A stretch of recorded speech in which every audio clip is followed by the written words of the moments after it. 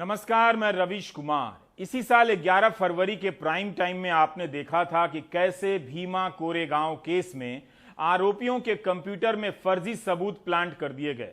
Washington post की इस खबर ने कई सबूतों के साथ साबित किया था कि भीमा कोरेगांव के एक आरोपी रोना विल्सन की गिरफ्तारी से 2 साल पहले उनके कंप्यूटर में ऐसे ईमेल प्लांट कर दिए गए जिससे उन्हें आतंक के आरोपों में गिरफ्तार किया जा सके। आज एनडीटीवी के श्रीनिवासन जैन इसी मामले में नई जानकारी लेकर आए हैं। अमेरिका की फोरेंसिक लैब आर्सेनल ने साल भर इस मामले में काम करने के बाद पाया है कि एक और आरोपी वकील सुरेंद्र गाडलिंग के कंप्यूटर में इस तरह से ईमेल प्लांट किए गए हैं। यह बेहद गंभीर मसला है और आम नागरिकों की सुरक्षा से जुड़ा मसला है। आज के जमाने में यह मुमकिन है कि कोई आपके ईमेल में ऐसा ईमेल चुपके से छोड़ जाए इनबॉक्स में, जिसमें ऐसी बातें हों जिसके आधार पर आपको आतंकी से लेकर तमाम तरह के गंभीर आरोपों में फंसाया जा सके। यह रिपोर्ट ऐसी है जिस पर भारत में ही चुप्पी साधी जा सकती है, क्योंकि यहां फर्जी मामले में फंसाने का काम संस्थागत रूप ले चुका है। आर्सेनल की नई रिपोर्ट कहती है कि केवल रोना विल्सन ही नहीं, सुरेंद्र गाडलिंग ही नहीं, बल्कि अन्य आरोपियों के मामलों में भी ऐसा हुआ है। पहले हम आपको फरवरी के फ्लैशबैक में ले जाना चाहेंगे ताकि पता चले कि यह कहानी कहां से कैसे शुरू होती है। फरवरी महीने में वॉशिंगटन पोस्ट की नेहा मसीह और जोइना स्लेटर ने एक रिपोर्ट छापी कि भीमा कोरेगांव और प्रधानमंत्री की हत्या की साजिश के आरोप में गिरफ्तार रोना विल्सन के लैपटॉप की 2 साल से कोई सॉफ्टवेयर के जरिए निगरानी कर रहा था और उसी ने उस लैपटॉप में संदिग्ध दस्तावेज प्लांट कर दिए। किसी के भी इनबॉक्स में ईमेल भेजते रहा जाए और जैसे ही आप क्लिक करते हैं, ईमेल भेजने वाला आपकी सारी जानकारियों को हथिया लेता है और अपनी छोड़ भी सकता है, आपको पता ही नहीं चलेगा। रोना विल्सन के केस में यही होने का दावा किया गया है। उन पर शुरुआती आरोप लैपटॉप से मिले पत्रों के आधार पर ही लगाए गए थे। ऐसे ही एक पत्र में रोना की तरफ से कथित रूप से लिखने का दावा किया गया कि वे माओवादी संगठन से प्रधानमंत्री की हत्या के लिए बंदूक और असला मांग रहे हैं। कमाल है, वो भी ईमेल लिख रहे हैं ये लोग। आर्सेनल ने अपनी जांच में पाया है कि इस पत्र के अलावा 9 अन्य पत्र विल्सन के कंप्यूटर के एक फोल्डर में चुपके से डाल दिए गए। कोई तीसरा रोना की तरफ से संवाद करने लगा। रोना विल्सन को 13 जून 2016 को दोपहर 3 बजे से लेकर 6:18 के बीच वरवरा राव के ईमेल से कई ईमेल आते हैं। बार बार ईमेल में एक खास डॉक्यूमेंट के लिंक को खोलने का आग्रह किया जाता है। अंत में रोना विल्सन एक डॉक्यूमेंट का लिंक चटका देते हैं। रोना को पता ही नहीं चलता है कि उनके लैपटॉप पर वायरस का हमला हो चुका है। एक अज्ञात हमलावर जासूस बनकर उनके लैपटॉप में घुस गया और 22 महीनों तक उनकी निगरानी करता रहा। रोना विल्सन को खबर तक नहीं लगी और वे 6 जून 2018 को प्रधानमंत्री की हत्या की साजिश के जैसे संगीन आरोप में गिरफ्तार कर लिए गए। वॉशिंगटन पोस्ट ने यह खबर हवा में नहीं छाप दी थी।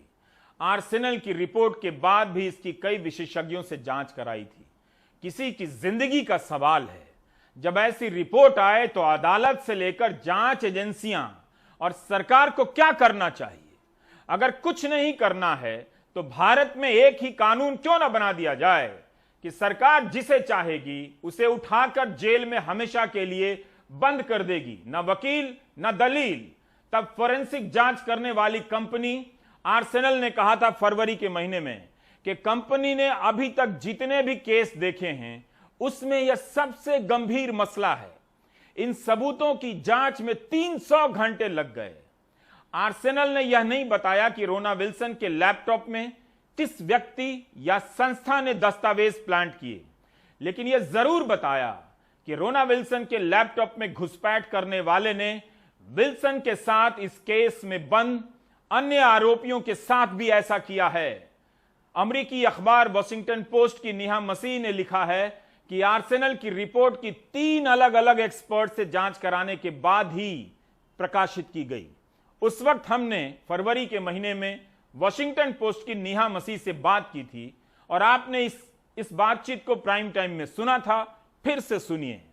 10 लेटर्स जो रोना विल्सन के कंप्यूटर से मिले हैं, वो लेटर्स इस मैलवेयर के थ्रू प्लांट किए गए हैं। ये बहुत महत्वपूर्ण है क्योंकि ये वही लेटर्स हैं जिनको पुलिस ने एक की एविडेंस बताया है और जो इन अक्यूज्ड को माओविस्ट ग्रुप के साथ जोड़ता है। एक इसमें जो सबसे इम्पोर्टेंट लेटर है वो ये है जिसमें रोना विल्सन ने एक माओविस्ट कमांडर को लिखा है पुलिस के मुताबिक कि राजीव गांधी टाइप इंसिडेंट करने की कोशिश करनी चाहिए, मतलब प्राइम मिनिस्टर को असैसिनेट करने का प्रयास करना चाहिए। आर्सेनल कह रही है कि उनको कोई एविडेंस नहीं मिली है कि ये 10 लेटर्स रोना विल्सन के कंप्यूटर पे कभी खोले भी गए हैं। ये रिपोर्ट जो अटैकर है उसको नहीं आइडेंटिफाई कर पाई है, पर उन्होंने कहा है कि ये एक काफी गंभीर केस है एविडेंस टैंपरिंग का। आपके फोन या लैपटॉप में किसी लिंक के जरिए जासूसी करने वाले सॉफ्टवेयर को स्थापित किया जा सकता है। उसके बाद बहुत आसानी से फर्जी चिट्ठी या दस्तावेज डालकर बताया जा सकता है कि आप आतंक की साजिश में शामिल हैं। क्या यह डरावना नहीं है? इसी केस में फादर स्टैन स्वामी जेल में बंद कर दिए गए। जब गिरफ्तार किए गए तब 83 साल के थे। वे कहते रहे उनके कंप्यूटर में ईमेल प्लांट किया गया है। यही आरोप आनंद तेलतुंबडे ने लगाए। इन लोगों पर इसी तरह से प्रधानमंत्री की हत्या की साजिश रचने के आरोप लगाए गए। सोचिए, आखिर कोई अदालत, कोई एजेंसी क्यों नहीं बोलती है कि यह बेहद गंभीर आरोप है, सबको जमानत दी जानी चाहिए और इसकी जांच होनी चाहिए, पहले इसकी अलग से जांच होनी चाहिए। इस तरह से तो किसी को किसी भी आरोप में 20 साल 30 साल के लिए बंद कर दिया जाएगा। क्या इतना आसान हो जाएगा? आज पूरी दुनिया में सवाल उठ रहे हैं कि फादर स्टैन स्वामी के साथ क्या हुआ है। संयुक्त राष्ट्र के मानवाधिकार आयोग ने अपने ट्विटर हैंडल से बयान जारी कर दुख प्रकट किया है। पूरी दुनिया में लोगों ने देखा है और कहा है कि सबको तुरंत छोड़े जाने की आवश्यकता है। मानवाधिकार के यूरोपीय संघ के विशेष प्रतिनिधि एमन गिलमोर ने ट्वीट किया है कि मुझे स्टैन स्वामी के गुजरने की खबर सुनकर बहुत दुख हुआ। वे मूल निवासी लोगों के अधिकार के रक्षक थे और 9 महीनों से जेल में थे। ईयू प्रशासन के साथ उनके केस पर कई बार बात कर चुका था। अंत तक स्वामी इस मामले के दूसरे आरोपियों सुधा भारद्वाज, आनंद तेलतुंबडे की तरह कहते रहे कि उनके खिलाफ जो मुख्य सबूत हैं, उनके कंप्यूटर से निकाली गई माओवादियों के साथ कथित चिट्ठियां वो प्लांट की हुई हैं। अभी केस की सामना करने के बदले अभी सरकार मुझे रास्ते से हटाने की कोशिश कर रही है और उसका पहला मौका था कि भीमा कोरेगांव, जबकि मैं कभी भीमा कोरेगांव गया भी नहीं, लेकिन उसमें एक संदिग्ध के रूप में डाला गया। उसके तहत मुझे 2 बार रेड किया गया। अभी पहले पुणे पुलिस कर रही थी, अभी एनआईए कर रहा है और एनआईए तो 15 घंटा मुझे पूछताछ किया और उसके मेरे सामने ऐसे कुछ एक्सट्रैक्ट को रखने लगा जो माओवादियों के बीच में कुछ कम्युनिकेशन हो रहा था। मुझे किसी प्रकार का संबंध नहीं था उसमें, लेकिन वो सब मेरे सामने रखा गया। ही बोल के ये सब मेरे कंप्यूटर में पाया गया। इस सबको मैं इनकार करके आया हूँ। आर्सेनल की यह रिपोर्ट बेहद गंभीर है। हैरानी की बात है कि जब फरवरी में यह खबर आई तो किसी कोर्ट ने स्वतः संज्ञान तक नहीं लिया। किसी ने आगे बढ़कर नहीं कहा कि इसकी जांच होनी चाहिए। आर्सेनल नाम की संस्था डिजिटल फोरेंसिक के क्षेत्र में काम करती है। रोना विल्सन के वकील ने आर्सेनल को फोरेंसिक जांच के लिए संपर्क किया था कि पुणे पुलिस ने रोना से जो इलेक्ट्रॉनिक सबूत जब्त किए हैं उनका विश्लेषण कीजिए। आर्सेनल 20 साल से दुनिया की कई सरकारों, कंपनियों को डिजिटल फोरेंसिक मामलों में मदद करती आई है। यह इसकी साख है। इस संस्था के बनाए सॉफ्टवेयर का इस्तेमाल दुनिया भर में सेना और सुरक्षा एजेंसियां करती हैं। एक बार फिर यही आर्सेनल नई रिपोर्ट लेकर आई है। इस बार भीमा कोरेगांव के एक दूसरे आरोपी सुरेंद्र गाडलिंग के बारे में यह रिपोर्ट आई है। पहले जान भी लीजिए कि सुरेंद्र गाडलिंग हैं कौन। नागपुर के इंदौरा की झुग्गियों में पैदा हुए थे। कॉलेज की पढ़ाई के बाद रेलवे में नौकरी करने लगे। नागपुर की दलित राजनीति और सामाजिक सांस्कृतिक आंदोलनों में भाग लेते रहे। अपने साथियों के साथ आह्वान नाट्य मंच की शुरुआत की। नागपुर की बस्तियों में दमन और अधिकार को लेकर काम करने लगे। श्रम कानूनों में दिलचस्पी होने के कारण गाडलिंग ने कानून की पढ़ाई शुरू कर दी। अवैध हत्या, पुलिस की ज्यादती, फर्जी मुकदमे और दलितों के खिलाफ अत्याचार के मामलों में मुकदमा लड़ने लगे मुफ्त में। सुरेंद्र गाडलिंग यूएपीए, वन अधिकार कानून, अनुसूचित जाति जनजाति कानून के जानकार वकील हैं। अपनी गिरफ्तारी से पहले वो जीएन साई बाबा का केस लड़ रहे थे, जो कि खुद जेल में हैं। सुरेंद्र गाडलिंग को भी भीमा कोरेगांव केस में गिरफ्तार किया गया है। वे बीमार हैं, गंभीर रूप से आर्थराइटिस के शिकार हैं, बीपी की समस्या है। रोना विल्सन की तरह सुरेंद्र गाडलिंग के इलेक्ट्रॉनिक सबूतों की जांच के बाद आर्सेनल ने कहा है कि इनके कंप्यूटर में भी साइबर हमलावर ने आपराधिक सबूत प्लांट किए।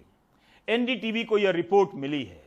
रिपोर्ट कहती है कि सुरेंद्र गाडलिंग के कंप्यूटर की हार्ड ड्राइव का विश्लेषण किया गया है, जिससे पता चलता है कि उसमें कहीं ज्यादा गहरी घुसपैठ और निगरानी चल रही थी।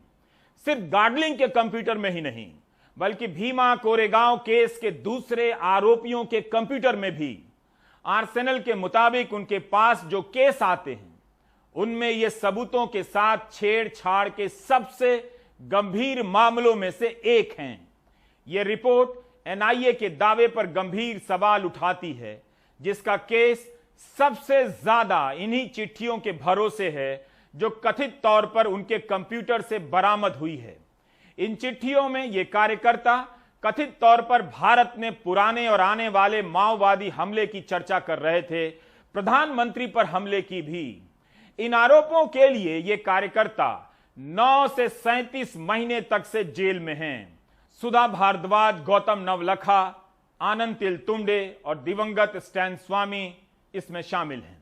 हालांकि इसकी व्यापक आलोचना हुई है और कहा गया है कि ये आरोप बेबुनियाद हैं और सरकार के आलोचकों को सबक सिखाने की कोशिश है।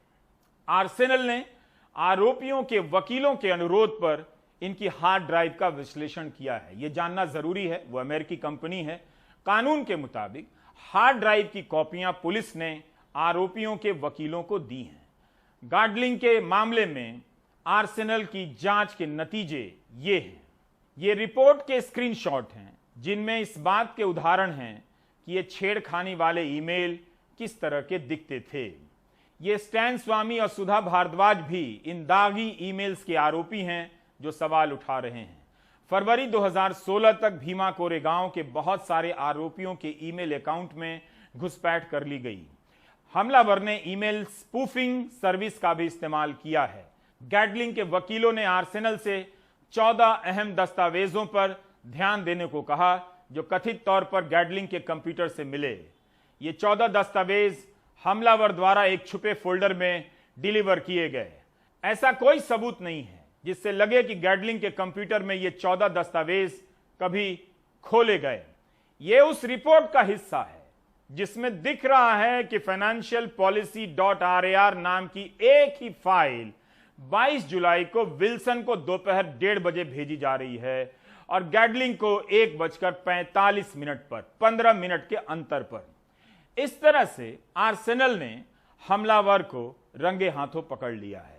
आरोपियों के कंप्यूटर पर साइबर हमलावरों की हरकतों के निशान मौजूद हैं। उसके आधार पर यह सारा मामला पकड़ में आया है। एनडीटीवी ने एनआईए से बात की, पूछा उनकी प्रतिक्रिया। एनआईए ने कहा वो इस मामले में कमेंट नहीं करेंगे क्योंकि ये अदालत में है। लेकिन जब फरवरी में आर्सेनल की रिपोर्ट आई थी रोना विल्सन के मामले में, तब एनआईए ने बयान दिया था और तब भी यह मामला कोर्ट में था। आज भी है, लेकिन जवाब नहीं मिला। तब एनआईए ने कहा था कि रोना विल्सन के घर जो भी इलेक्ट्रॉनिक सामान जब्त हुए हैं उनकी पूरी सूची रखी गई है और उन्हें सख्त निगरानी में रखा गया। पुणे की फोरेंसिक लैब से जांच करवाई गई। उनकी रिपोर्ट में यह बात सामने नहीं आई है कि रोना के लैपटॉप में 2 साल पहले से कोई निगरानी कर रहा था, दस्तावेज प्लांट कर रहा था। इन सबूतों के अलावा अन्य साक्ष्य भी अदालत के सामने पेश किए गए हैं। आर्सेनल की रिपोर्ट को मुंबई की स्पेशल जज की अदालत में इसलिए लगाया गया है ताकि जांच को बदनाम किया जा सके। एनआईए का दावा अपनी जगह है, लेकिन आर्सेनल की जांच को भी नजरअंदाज नहीं किया जा सकता है। उस वक्त हमारे सहयोगी सुनील सिंह ने भीमा कोरेगांव केस और प्रधानमंत्री की हत्या की साजिश के मामले में आरोपियों की तरफ से केस लड़ रहे वकील मिहिर देसाई से बात की थी। पहले से ही हमारे क्लाइंट्स जो है वो कह रहे थे कि ये डॉक्यूमेंट्स ऑथेंटिक नहीं है, गलत है। तो जब पुणे कोर्ट ने पुलिस को ऑर्डर किया था कि आपने जो कंप्यूटर सीज किया है उसकी ऑथेंटिक कॉपीज आप इनको दीजिए, एक्यूज को दीजिए, तो वो हमने ली। और फिर हमारे जो वकील है, डिफेंस टीम के जो वकील हैं, उन्होंने तय किया कि ये हम एक इंडिपेंडेंट लेबॉर्ट्री, जो कि रिनाउंड लेबॉर्ट्री हो, इंडिपेंडेंट हो, जिन्होंने ऐसे केसेस पे स्टडी किया हो, वैसी लेबॉर्ट्री को भेजें और उनसे जाने कि क्या इसमें सचमुच ये डॉक्यूमेंट्स थे, नहीं थे, कहाँ से आए, कब आए वगैरह। हमने उन्हें पहले बोला कि ये 10 डॉक्यूमेंट्स जो है खास करके वो देखिए और बताइए कि ये 10 डॉक्यूमेंट कब आए, कहाँ से आए। आर्सेनल का क्या कहना है वो रिपोर्ट आपको पढ़ना चाहिए। आर्सेनल का कहना है कि हमने कई सैकड़ों ऐसे इन्वेस्टिगेशन किए हैं, लेकिन इतनी हद तक जो कॉन्स्पिरेसी है किसी के कंप्यूटर को टेम्पर करने की, वो आज तक हमने देखी नहीं है। क्या यह खतरनाक नहीं है? अमेरिका की फोरेंसिक लैब कहती है कि भीमा कोरेगांव केस में जो आरोपी हैं उनके कंप्यूटर में संदिग्ध दस्तावेज बाहर से प्लांट कराए गए और फिर उन्हें फंसाया गया। क्या यह मामला सिर्फ बदनाम करने का मामला है? हमने फरवरी के प्राइम टाइम में आपको टर्की का एक किस्सा दिखाया था, फिर से दिखा रहा हूं। रोना विल्सन से मिलता जुलता केस टर्की में भी हुआ था, जिसका पता आर्सेनल के एक्सपर्ट नहीं लगाया था।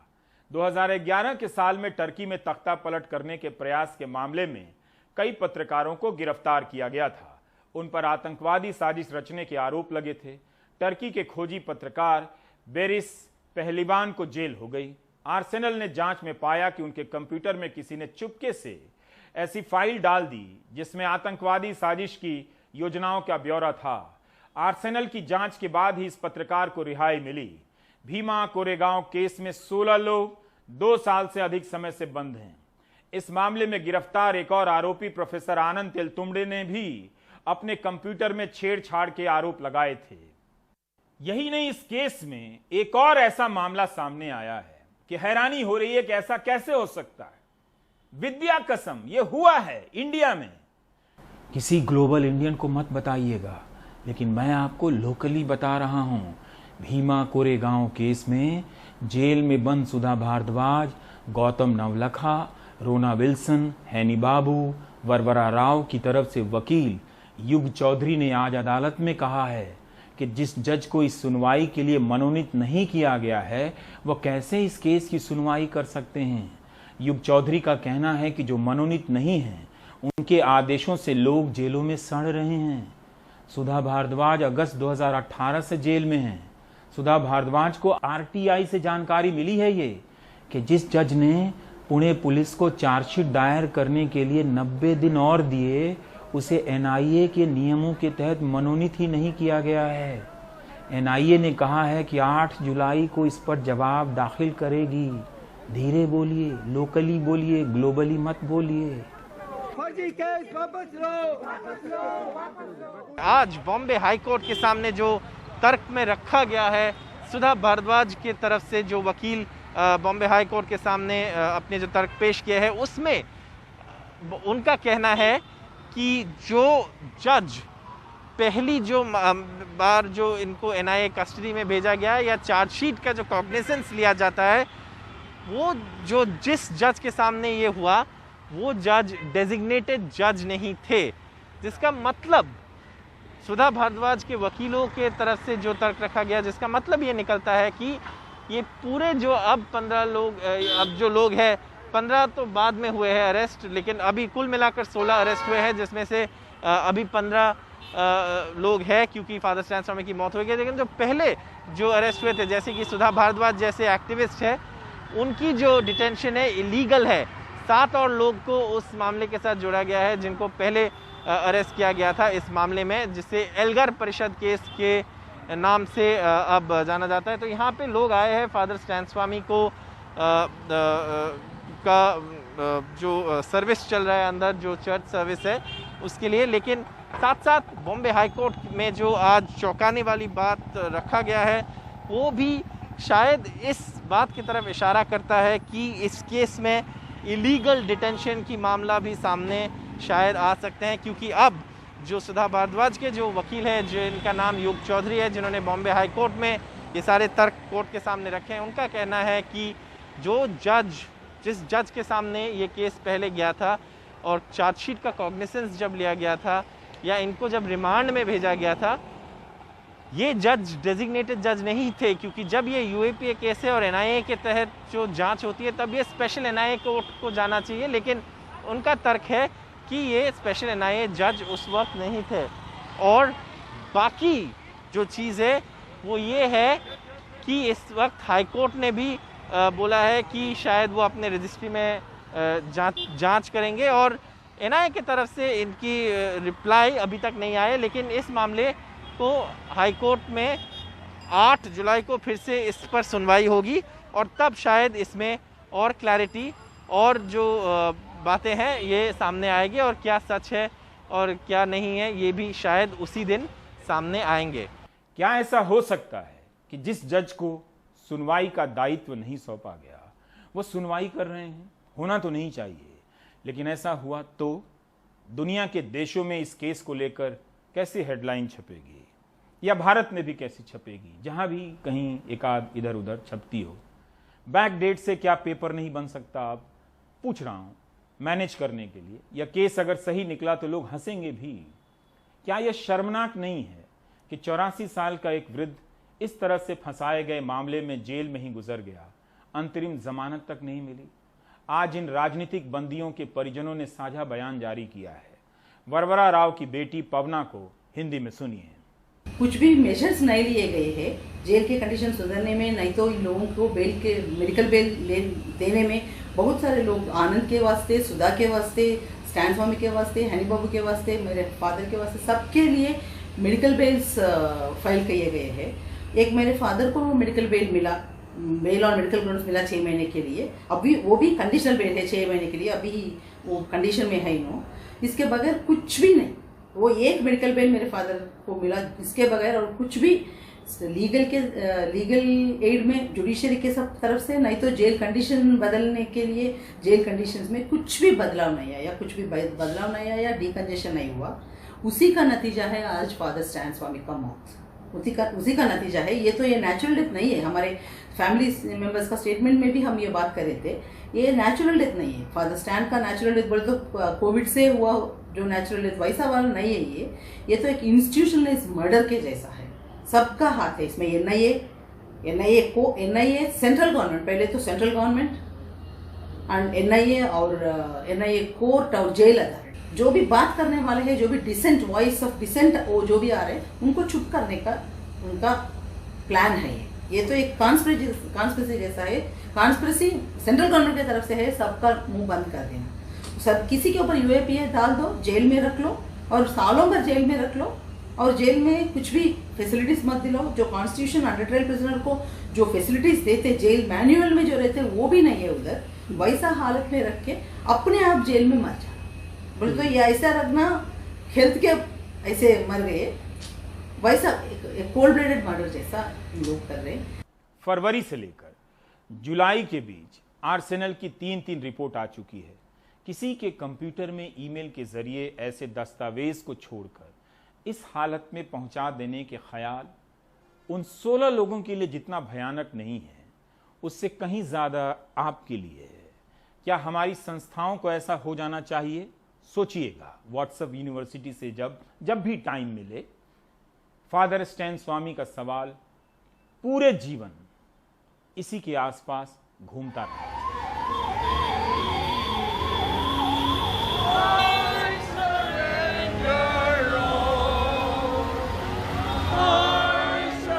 उनके काम से हमेशा मुझको प्रेरणा मिलती थी और उनसे हम बहुत सारे चीज़ों को सीखे हैं कैसे अधिकार के लिए निडर होकर के बात करना है, उसके साथ साथ बिना हिंसा भावना का प्रेम के साथ काम करना है। बरगद का पेड़ जिस तरह से पूजनीय होता है, वह भी वैसे ही फादर स्टाइन स्वामी हमारे लिए पूजनीय रहे हैं।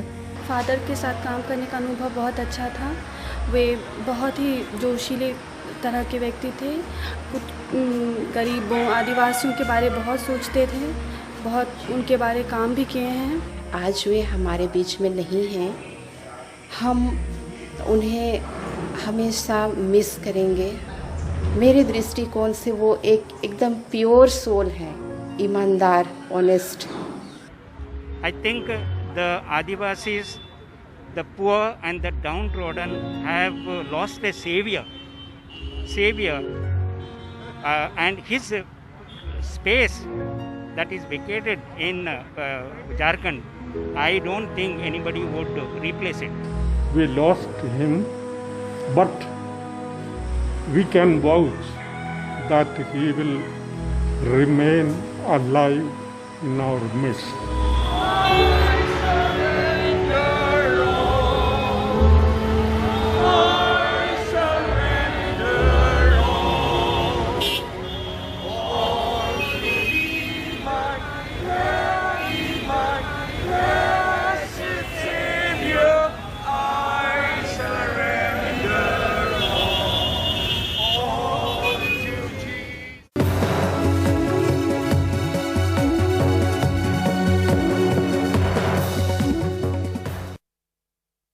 मध्य प्रदेश सरकार ने कोरोना की दूसरी लहर में 5 योजनाओं का ऐलान किया है, लेकिन 3 महीने बाद भी किसी में नियम नहीं बने तो किसी में आवेदन नहीं मिले हैं। जिनमें आवेदन मिले हैं उनमें भी हितग्राहियों को फायदा नहीं मिला है।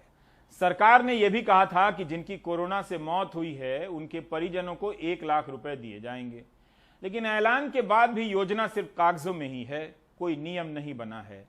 अनुराग द्वारी की ये रिपोर्ट देखिए। भोपाल की आयशा खान का ट्रांसपोर्ट का कारोबार है। प्राइवेट स्कूल में बसें चलती थीं। 2 साल से कमाई बंद है। सास की कोरोना से मौत हुई, इलाज में लाखों खर्च हो गए। 20 मई को मध्य प्रदेश सरकार ने ऐलान किया था कि कोरोना से मौत पर 1 लाख रुपए देंगे, लेकिन अभी तक योजना कागजों में ही है, नियम तक नहीं बने हैं। मदर इन लॉ की तबीयत के टाइम पे भी बहुत ज़्यादा दिक्कतें हुई इन सब चीज़ों में, क्योंकि बिजनेस था नहीं, लेकिन फिर भी हमने जैसे तैसे किया। अब शायद मतलब ये तो आस थी कि शायद सरकार से कुछ मदद हो जाएगी, लेकिन अब तो पूरी उम्मीद पूरी तरीके से वो खत्म हो चुकी है। बड़वानी में जिला अस्पताल में चौकी इंचार्ज बाबूलाल भावेल को कोरोना के लक्षण दिखे। अस्पताल में भर्ती होने के 6 घंटे के अंदर उनकी मौत हो गई। सरकार ने कोरोना योद्धा का सर्टिफिकेट भी दे दिया, लेकिन मुख्यमंत्री कोविड योद्धा कल्याण योजना के 50 लाख रुपए साल भर बाद भी नहीं मिले हैं। 7 लोगों का परिवार सिर्फ पेंशन के आसरे है। तबीयत खराब होने पर उनको वही सरकारी शासकीय हॉस्पिटल में भर्ती कराया गया, वहाँ कोविड सेंटर में, और कोविड सेंटर में इलाज के दौरान उनकी मृत्यु हो गई थी। इसमें जो डॉक्टर साहब ने जो उसमें बताया था कि ये कोविड सस्पेक्ट थे, कोविड सस्पेक्ट बताया था। कि पापा चले गए जब से हमारा घर ही टूट गया, हमारा कहीं नहीं रहा। 4 बेटी है, बेटा है, 2 बेटी की शादी हो गई, 2 बेटी कुंवारी है, घर का मकान नहीं है, कोई सहारा नहीं हमारा। हम घर के 4 सदस्य पॉजिटिव पाए गए। पापा के साथ में 2 जवान थे, दोनों जवान पॉजिटिव पाए गए। पापा के जाने के बाद हमें पॉजिटिव आने के कारण पापा का कोई कार्यक्रम नहीं किया गया, कुछ नहीं किया गया। तो फिर हम पापा पॉजिटिव नहीं थे तो फिर हम पॉजिटिव कैसे आ गए? सुरेश सेजवाल टीकमगढ़ में एसडीओपी थे। पहली लहर में खूब काम किया, लगातार सड़क पर अपनी टीम का हौसला बढ़ाते रहे।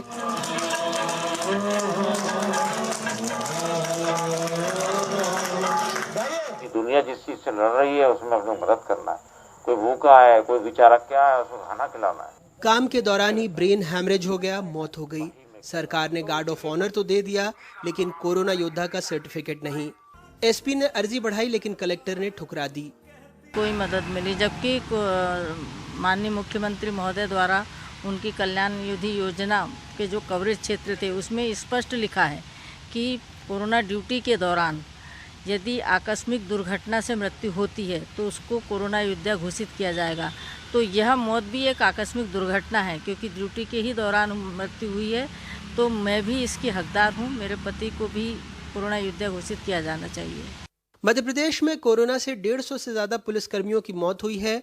112 पुलिसकर्मी पहली लहर में, जबकि 40 की दूसरी लहर में मौत हुई। 12,000 से ज्यादा पुलिसकर्मी संक्रमित हुए, लेकिन अभी तक सिर्फ 7 पुलिसकर्मियों को ही 50 लाख रुपए का मुआवजा मिला है। 27 की अर्जी ठुकरा दी गई। कोरोना की विभीषिका में अपनी जान हथेली पे लेके समाज की सेवा में लगे थे 152 पुलिसकर्मियों की मृत्यु कोरोना के संक्रमण से हुई है। लेकिन ये सरकार शिवराज की मात्र 7 लोगों को, पुलिस वालों को मृतक मान रही है, क्योंकि हर परिवार को 50-50 लाख रुपए देना पड़ेंगे, एक एक को नौकरी देना पड़ेगी। इसलिए अरे जिन लोगों ने जान हथेली पे रखी शिवराज भैया, उनके साथ दुर्व्यवहार मत कर। मुकेश खरे की पत्नी प्रीति खरे भोपाल के हुजूर तहसील में पटवारी थीं। कभी नाके पर चेकिंग तो कभी गांव में कोरोना जांच में लगी रहीं। ड्यूटी निभाते हुए नवंबर में कोरोना संक्रमित हुईं। इलाज में 8 से 9 लाख रुपए खर्च हो गए। तन मन धन से वो टूट गए, लेकिन सरकार की कोरोना योद्धाओं के लिए चलाई गई योजना से कोई लाभ नहीं मिला। अब बात हुई थी कोरोना योद्धा योजना की, तो कोरोना योद्धा योजना के लिए हमने काफ़ी कोशिश करी। कलेक्टर साहब ने भी एक आवेदन हमने दिया था, वो शासन को भेजा, पर वो शासन से निरस्त हो गया। सभी जगह मैंने संपर्क करा, मंत्री जी के यहाँ भी संपर्क करा, राजस्व मंत्री के यहाँ, मुख्यमंत्री जी के यहाँ भी संपर्क करा, सभी जगह आवेदन दिए हैं। पर उनका ये कहना है कि ये योजना 30 अक्टूबर को ख़त्म हो गई थी, इसलिए आपकी जो डेथ हुई है वो 1 दिसंबर को हुई है, इसलिए आपको इस योजना का लाभ नहीं दिया जाएगा। मध्य प्रदेश सरकार ने कोरोना में 5 भारी भरकम ऐलान तो कर दिए, लेकिन हकीकत देखिए। मुख्यमंत्री कोविड योद्धा कल्याण योजना, ड्यूटी के दौरान सरकारी कर्मचारी की मौत पर परिजनों को 50 लाख रुपए अनुकंपा नियुक्ति का प्रावधान था। पहली लहर में 38 मामलों में 19 करोड़ रुपए का भुगतान हुआ। दूसरी लहर में 94 आवेदन आए। मुख्यमंत्री कोविड-19 विशेष अनुग्रह योजना 1 मार्च 2021 से 30 जून 2021 तक लागू। सारे सरकारी कर्मचारी जिनको तनख्वाह राज्य की संचित निधि से मिलती है वो पात्र थे। 5 लाख रुपए तक की मदद का प्रावधान था, लेकिन पेंच ये है कि ग्रेच्युटी और एक्सग्रेशिया की राशि 50 लाख रुपए से अधिक होगी तो कोई अनुग्रह राशि नहीं मिलेगी। हकीकत 39 आवेदन मिले। मुख्यमंत्री कोविड-19 अनुकंपा नियुक्ति 1 मार्च से लेकर 30 जून 2021 में सरकारी कर्मचारी की मौत पर आश्रित को अनुकंपा नियुक्ति का प्रावधान था। 14 आवेदन आए, नियुक्ति किसी को नहीं मिली। मुख्यमंत्री कोविड-19 बाल सेवा योजना 1 मार्च से 30 जून 2021 तक लागू। माता पिता या अभिभावक की मौत पर 18 साल से कम उम्र के बच्चे को 5,000 रुपए प्रति माह की मदद। मुफ्त शिक्षा 395 आवेदन मिले, 323 पात्र, 228 की सहायता मंजूर हुई। 5वीं योजना कोरोना में मृत व्यक्ति के परिवार को 1 लाख रुपए की मदद। 20 मई को ऐलान हुआ, लेकिन अब तक न नियम बने न आवेदन आए। अभी नियम ही नहीं आया। मंत्री जी फिर भी घोषणा कर रहे हैं कि सब वायदे पूरे होंगे। देखिए, हमारी सरकार ने जो योजनाएं लागू की हैं, जिन जिन की घोषणा की है, वो अमली जामा पहनेगी। ये कमलनाथ की सरकार नहीं है जो मुख्यमंत्री के हवाई जहाज खरीदने की योजना बनाती है और मुख्यमंत्री के ऐशो आराम की योजना तो बनाती है, पर जनता की सुविधा की संबल योजना बंद कर देती है। कांग्रेस की सरकार नहीं, आप फिक्र मत करो। पॉजिटिव होने के 60 दिनों के अंदर मौत पर ही परिजनों को मदद मिलेगी। इन योजनाओं की राह में बड़ा रोड़ा है। पुलिस से लेकर पब्लिक तक सरकार ने सबके लिए बड़े बड़े वायदे किए, घोषणाएं की, लेकिन कुछ यूं ही कि तुम्हारी फाइलों में गांव का मौसम गुलाबी है, मगर ये आंकड़े झूठे हैं, ये दावा किताबी है। बड़वानी से मुनाफ और भोपाल से कैमरा पर्सन रिजवान खान के साथ अनुराग द्वारी, NDTV इंडिया।